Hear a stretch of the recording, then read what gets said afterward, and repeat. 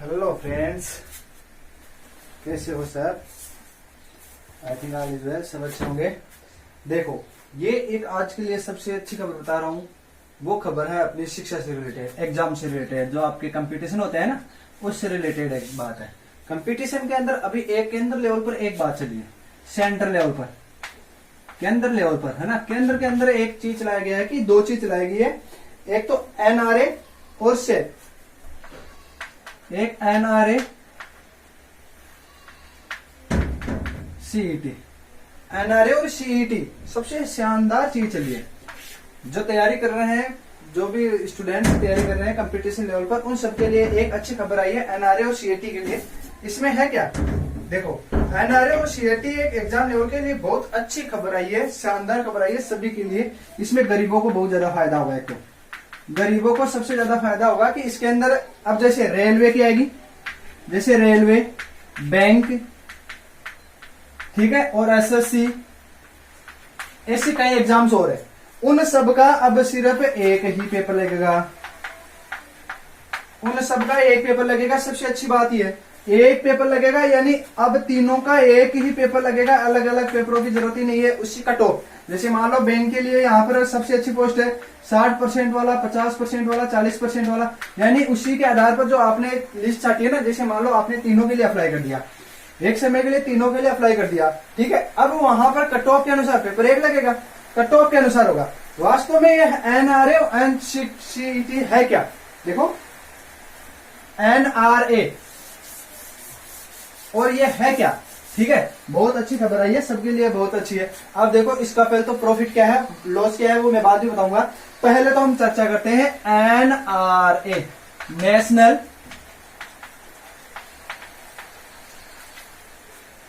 ये है national requirement agency.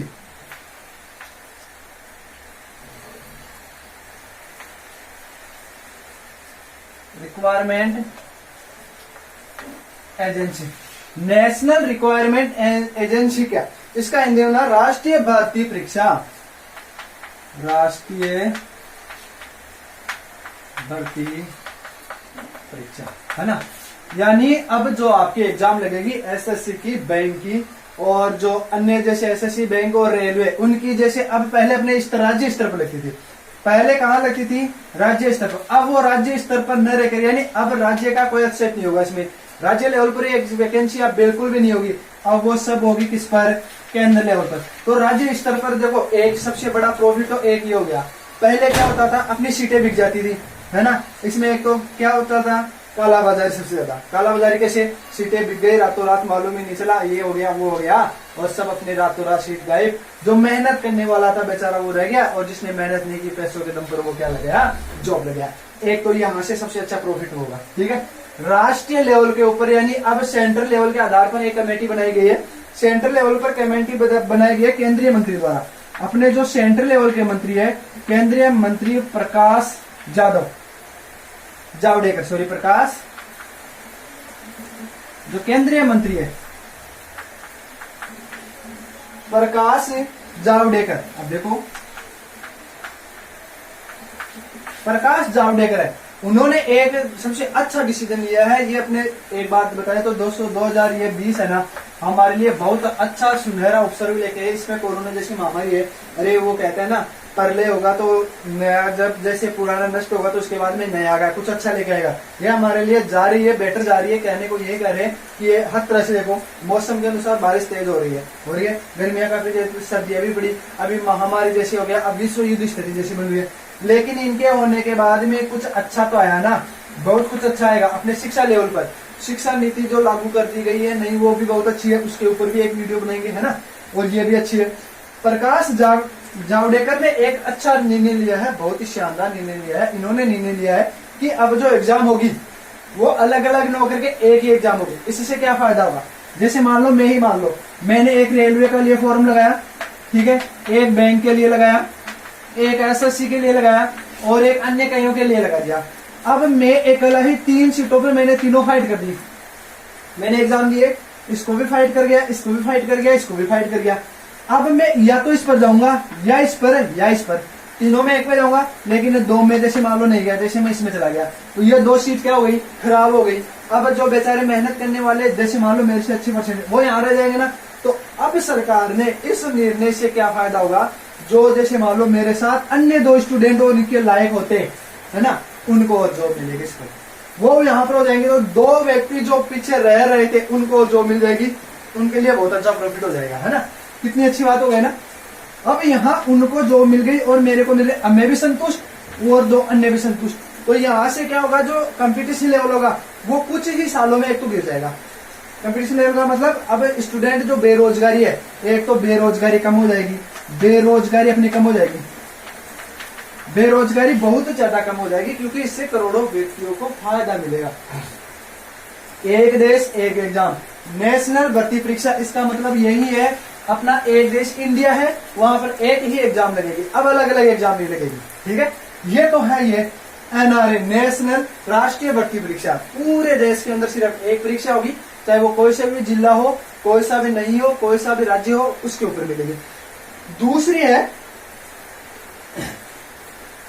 CET. अब देखो ये तो इसका, अब इसके ऊपर प्रॉफिट और लॉस भी बताऊंगा है ना, तो लेकिन अभी इस पर देखते हैं है क्या।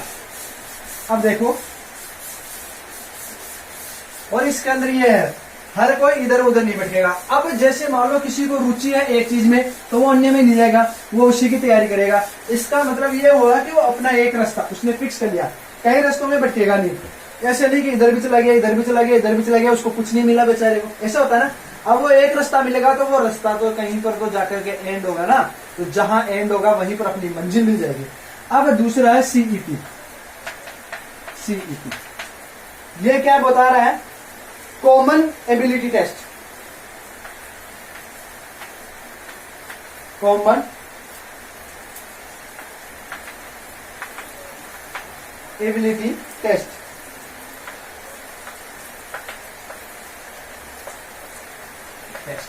कॉमन एबिलिटी टेस्ट का मतलब होता है, जैसे इससे एक मिनट हट कर लेता हूं मैं, यानी कॉमन एबिलिटी टेस्ट वही है कि उसके लिए वो टेस्ट फाइट करने के बाद ही वो विवरित होगा।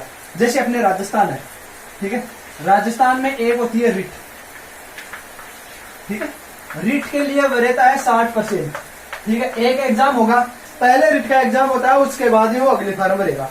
सेंट्रल लेवल पर आगने तो सीटेट आता है, सीटेट, ठीक है। एक सीटेट की एग्जाम होती है सेंट्रल लेवल पर, उस सीटेट के एग्जाम करने के बाद में ही आप क्या कर सकते हो, अन्य वैकेंसी ले सकते हो। उसी प्रकार से यह है सीईटी, यानी आपके एक परीक्षा लगेगी सीईटी की एग्जाम होगी, इसकी सीईटी की वो होगी पूरे सेंट्रल लेवल पर।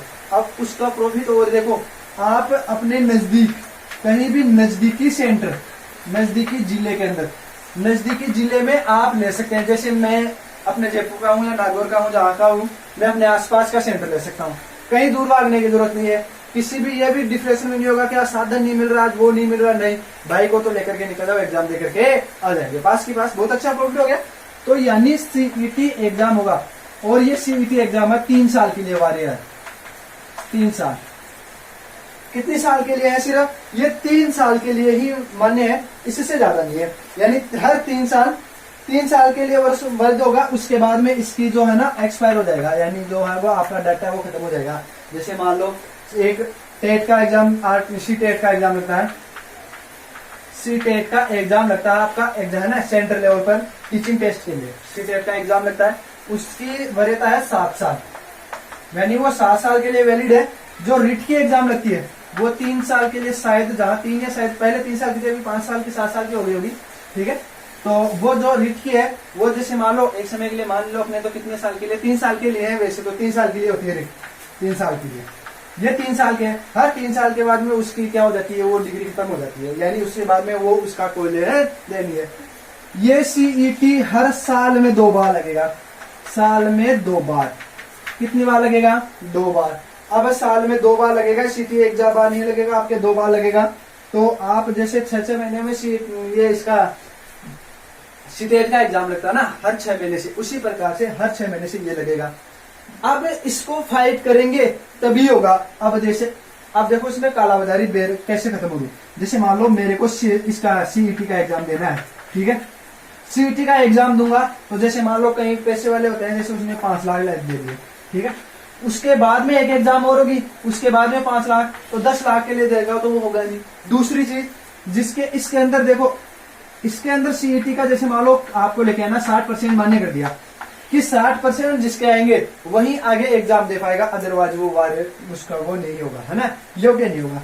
तो जिसके 60% से कम वाले हैं वो तो वही अकेले, 60 से ऊपर वाले टॉपर होंगे वही इसके अंदर आगे एग्जाम दे सकते हैं। यानी मलाई मलाई अलग हो गया, कचरा यहीं से साफ हो गया। सीईटी का मतलब यहीं से हो गया कि कचरा एकदम है साफ। अब देखो कचरा साफ हो गया, आप आराम से अपनी योग्यता, जो योग्य होगा अब वही जाएगा। दूसरी बात, साल में सिर्फ 2 ही बार, साल में 2 बार इसके एग्जाम लगेगी, आप हायर कर सकते हो। अब इसके अंदर साल में 2 बार, जैसे मान लो आपने 2 एग्जाम दे दी, ये फर्स्ट एग्जाम और ये सेकंड एग्जाम, ठीक है। फर्स्ट एग्जाम के अंदर आपके आ गए 80%, इसमें आ गए 60%। तो इस एग्जाम के अंदर जैसे आपके रोल नंबर चलते हैं ना, तो वहां रोल नंबर दिखाएंगे, आपके रोल नंबर मिलते हैं इसमें, है ना। जैसे मान लो आपके कितने भी रोल नंबर हो गए, तो आप चाहो तो 80% वाले लगा सकते हो, 60% वाले मत लगाना, यानी इसके अंदर फॉर प्रॉफिट है। पहले आपके 60% आ गया, फिर 80% हो गया, तो ये लगा देना, क्योंकि जब तक 3 साल के लिए तो मान्य है या नहीं है, 3 साल के लिए तो वरीयता होगी ना, तो 3 साल में आप चाहे इसको लगा देना चाहे इसको। तो 60 वाला तो कौन लगाना चाहेगा, जो बेवकूफ होगा वही होगा, और सब बेवकूफ आज के टाइम में कोई है नहीं जॉब के लिए, है ना। तो 80 वाला सब लगाएंगे, तो यहाँ 80 वाला लगा सकते हो, इसके अंदर ये भी दिक्कत नहीं है ना। तो आप चाहो इस प्रकार का इसके अंदर लगा सकते हो। अब देखो कितनी अच्छी बात है। यानी अब इसके अंदर देखो, अब इसके अंदर एक चीज और है, हाँ ये तो 2 चीज होगी, यही है, यानी इसके अंदर मुख्यतः यही है, सीईटी और आरिफ, ठीक है ना, ये 2 चीज है, इन 2 के ऊपर ही सबसे है। अब कईयों कहने के ये कहते हैं कि ये तो बहुत गड़बड़ कर दिया, अरे गड़बड़ कुछ नहीं हुआ भाई, बहुत अच्छा काम हो गया। अच्छा काम ये हो गया कि इसके अंदर आपको प्रॉफिट मिल जाएगा। अरे आपको जॉब एक ही चाहिए, एक सीट के लिए लड़ रहे हो, क्यों 13 के क्यों लेकर चले, एक के लिए लड़ो ना। अब इसके अंदर देखो लाभ, इसके लाभ क्या होंगे, हानि तो कुछ है ही नहीं, हानि तो इसमें मेरे को तो अभी तक 1% भी हानि नहीं दिखी है, ठीक है। लाभ हो गया, सबको लाभ ही लाभ है, हानि की कहीं दिक्कत, हानि जैसी कोई चीज नहीं आ रही है। लाभ क्या, देखो एक फॉर्म बनना पड़ेगा, अब चाहे वो 200 रुपए का हो 300। अब जैसे आपने एक तो एसएससी का फॉर्म भरा, ठीक है, एक आरआरबी का फॉर्म भरा रेलवे का, ठीक है, एक बैंक का भरा, ठीक है, 3 फॉर्म भर दिए। 7 बैंक की कम से कम ओबीसी के लिए ले तो कम से कम 600 रुपए से कम का फॉर्म नहीं होता है। आरआरबी के लिए कम से कम 400 का अभी मैंने भरा था, उसमें भी 400 रुपए थे। एसएससी का कम से कम 100 रुपए या 150 रुपए होता है। यदि आप इनका एवरेज लगा के देखो तो 1100 रुपए हो गए साहब, कम से कम औसत आप लेकर चले, ठीक है, 1100 रुपए। अब यहाँ तीनों में ही कुछ नहीं हुआ तो तीनों के अंदर ही रह गया, जैसे मान लो तो 1100 चले गए। दूसरी, अब फॉर्म यानी इसमें एक ही फॉर्म बनेगा, जैसे मान लो 200 रुपए फॉर्म के लीजिए, कितने रुपए बच गए, यहाँ से यहाँ 900 रुपए बच गए, सीधे आपके कितने रुपए बच गए, 900 रुपए बच गए। दूसरी चीज, आपने सेंटर लगाया जयपुर और आपको दे दिया जोधपुर, ठीक है, साधन ही नहीं है, नहीं जाएंगे, कैसे जाएंगे, गड़बड़ कर दी वहां पर, तो न तो ट्रेन है इस समय, जैसे बारिश हो गई, मौसम खराब हो गया, कोरोना जैसी स्थिति आ गई, या कुछ भी मान लो, है ना, तो स्थिति ऐसी हो गई कि अब हम एग्जाम ही नहीं दे सकते, गड़बड़ फिर गड़बड़। तो इसके लिए क्या होगा, अब जैसे मान लो आपने जयपुर लगा दिया तो आपका सेंटर फिक्स है, कहीं आएगा जयपुर ही आएगा, जयपुर के अलावा कहीं नहीं जाएगा, चाहे कुछ भी हो जाए, ठीक है। जयपुर के अलावा आपके किसी भी स्थान पर कुछ भी चेंजेस होने के 1% भी चांसेस नहीं है। आपको जयपुर दे दिया तो सेंटर जयपुर ही आएगा, चाहे कुछ भी करे अगली वाली सरकार, यानी इसके अंदर एक जो समिति बनेगी ना, वो चाहे कुछ भी करे वो वही आपको जयपुर देगी। अब एक संस्थान बनेगी इसके लिए, उस संस्थान का नाम है राष्ट्रीय भर्ती संस्थान।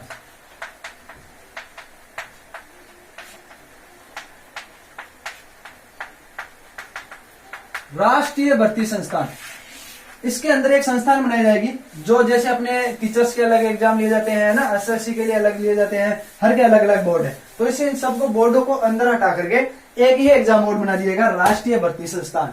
यानी अब आपके एग्जाम लेगा ये जो राष्ट्रीय भर्ती संस्थान एग्जाम होगा वही लेगा। इसने क्या किया, अपने संविधान के अंदर 22 भाषाएं हैं, कुल मिलाकर के 22 भाषाओं को सम्मिलित किया गया है, उनमें से अभी 12 भाषाओं के आधार पर लिया जाएगा, यानी आपकी 12 भाषाएं होगी ना, उसी पर ही इसको लिया जा रहा है। 22 में से 12 कितने शेष बच गए? 10 भाषाएं बच गई। अभी इन 10 भाषाओं पर अभी चर्चा नहीं चल रही है, लेकिन आने वाले 1 या 2 साल के अंदर, जैसे मान लो अभी तो 1 साल भर तो इसी में लग जाएगी, यानी 2020 जाते जाते ये पूर्ण रूप से हो जाएगा, फिक्स हो जाएगा। उसके बाद में एग्जाम शायद 2021 से बहुत अच्छा आएगा, सुनहरा अवसर आएगा सबके लिए, जल्दी से जॉब लग जाओगे, बेरोजगारी बहुत ज्यादा अपने देश से घट जाएगी। ये बहुत अच्छी बात है। मोदी जी ने ये काम तो बहुत अच्छा कर दिया। मोदी जी ने क्या काम किया 10 साल का पीरियड के अंदर, जैसे 5 से 7 साल हो गए, बहुत अच्छे काम किए हैं अभी तक तो। यानी 12 भाषाओं के आधार पर, जैसे मान लो इंग्लिश हिंदी जितनी है वो हो जाएगी आपकी, ठीक है। उसके आधार पर ये आपकी क्या होगी? एग्जाम होगी। 12 भाषाओं के अंदर आप कुछ भी ले सकते हो, हिंदी ले सकते हो, इंग्लिश ले सकते हो, उर्दू ले सकते हो, संस्कृत ले सकते हो। लेकिन कुछ ऐसी भाषाएं हैं जैसे फारसी वारसी, अभी उनको शामिल नहीं किया गया है। यानी 12 भाषाओं, 22 में से जो भी भाषा है उनमें से 12 भाषाओं पर आपका एग्जाम होगा, ठीक है। अब एक नेशनल एग्जाम, ठीक है, ये हो गया। अब देश के हर जिले में अब इसके लिए क्या करेगी संस्था? ये राष्ट्रीय भर्ती परीक्षा क्या करेगी? एनआरए टॉपिक क्या करना है, इकट्ठा करना पड़ रहा है, इसको थोड़ा देखना पड़ता है मेरे को, है ना। एनआरए राष्ट्रीय भर्ती संस्थान हर जिले में, हर जिले के अंदर, हर जिले में। अब आपको वो जिले कितने हैं, उस जिले जैसे अपने हर एक राज्य के अनुसार जिला होगा, जैसे अपना नागौर जिला आ गया, जयपुर जिला आ गया, जो भी सीकर जिला आ गया, हर एक जिले के अंदर एक संस्थान बनेगा एनआरए, है ना, नेशनल। ये एनआरए का बनेगा, इसकी एनआरए के अंदर बनाएगा रेल मंत्रालय। अब इस एनआरए में होंगे कौन कौन? अब देखो इसमें कौन कौन सम्मिलित होंगे, यानी एनआरए की एक सदस्यता होगी। जैसे मान लो 10 सदस्यों का एक सेंटर बन गया, 20 का मान लो, कितने का मान लो, इसके अंदर एक तो रेल मंत्री आ जाएंगे जितने भी है, यानी रेल डिपार्टमेंट, रेल मंत्रालय आएगा इसमें, यानी रेल मंत्रालय अपने अनुसार, है ना। एक तो रेल मंत्रालय आएगा, दूसरी आएगा वित्त मंत्रालय, इसमें आएगा वित्त मंत्रालय, ठीक है, इसमें वित्त मंत्रालय आ जाएगा। इसी के अंदर एसएससी आ जाएगा, इसमें आरआरबी आ जाएगा, इसमें बैंक आ जाएगा, ठीक है। और इसके अंदर और कौन सा आएगा? आईबीपीएस आ जाएगा, आईबीपीएस, ये इनके अंदर शामिल होंगे। यानी इस प्रकार से और भी कई है, उनको एक साथ सबको शामिल किया गया है। उनको सबको सम्मिलित करके एक ही पेपर लेंगे। यानी अब जो पेपर होगा रेल मंत्रालय से रिलेटेड, वित्त मंत्रालय से, जैसे मान लो एसएससी, आरआरबी, ये बैंक, इनका मतलब इनके सदस्य होंगे और सबका एक ही पेपर होगा इनसे रिलेटेड। दूसरी चीज और, जैसे ही आपके लिए एक फॉर्म होगा, ठीक है, उसी प्रकार आपके पास एक सिलेबस होगा। यानी जो सिलेबस होगा वो भी क्या होगा? सिर्फ एक ही होगा। जो सिलेबस होगा वो एक सिलेबस होगा। सिलेबस चेंज, एक बार फॉर्म भरा जाएगा, उसके अंदर आप अपनी वरीयता के अनुसार, जैसे मान लो 1 नंबर पर एसएससी, बैंक, आईबीपीएस, इस प्रकार से वरीयता के अनुसार आप चुन सकते हो। चुनते हो ना, जैसे टीचर की एग्जाम होती है, उसके बाद में जिले वाइज उनको लेना पड़ता है कि कौन कौन से जिले के अनुसार। और शायद टीचर के अंदर भी ये भी बहुत अच्छा हो जाएगा, आने वाले टीचिंग लाइन में भी बहुत अच्छा हो जाएगा। एक फॉर्म, एक सिलेबस, एक एग्जाम। कितनी अच्छी बात है कि इसके अंदर बेरोजगारी इतनी ज्यादा घट जाएगी, क्योंकि एक तो देखो आपका जो एक्सटर्नल खर्चा होगा वो बिल्कुल नहीं होगा, ठीक है। एक फॉर्म, एक एग्जाम के अंदर आपका खर्चा नहीं होगा। इसके अंदर पहले आपको सीईटी एग्जाम क्लियर करनी पड़ेगी, तो वहीं से इसके अंदर जो कचरा होगा वो छट जाएगा, अलग हो जाएगा साहब। शिक्षा का स्तर बढ़ेगा, ठीक है। ये पास करने के बाद में आप इनके लिए योग्य होंगे, ठीक है, तब जाकर के आप एग्जाम पास कर पाओगे। तो अपने, है ना, तो टॉपर के अंदर अब ध्यान रखना आप कितनी क्या करोगे, किस प्रकार से। जिसने सीईटी क्लियर कर लिया ना, वो आपके साथ में मैदान में आपके साथ है, ध्यान रखना, ठीक है। तो इस प्रकार से इनके अंदर ये शामिल होंगे। अब ये 22 भाषाओं में से 12 भाषाओं पर होगा, साल में 2 बार होगा। अब देखो एक चीज और आती है। अब जैसे मान लो मैंने, मान लो आपने, मान लो कोई भी मान लो कि साहब किसी कारणवश उसने 10वीं पास की, ठीक है, 12वीं पास की, किसने स्नातक पास की, ठीक है, कोई भी एग्जाम कर सकता है, 12वीं पास की, स्नातक पास की, ठीक है। अब 10वीं पास, 12वीं पास, स्नातक। अब वो तो कहे कि सर स्नातक वाले तो अलग हो जाएंगे, पेपर इनके लिए अलग होगी, ये इनके लिए अलग होगी। ऐसे नहीं है। जिस प्रकार से सी टेट का हम एग्जाम देते हैं, सी टेट का यानी फर्स्ट लेवल का अलग होता है, सेकंड लेवल का अलग, यानी 1 से 5 के लिए अलग होता है, ठीक है, और ये 5 से 8 के लिए अलग होता है ना एग्जाम।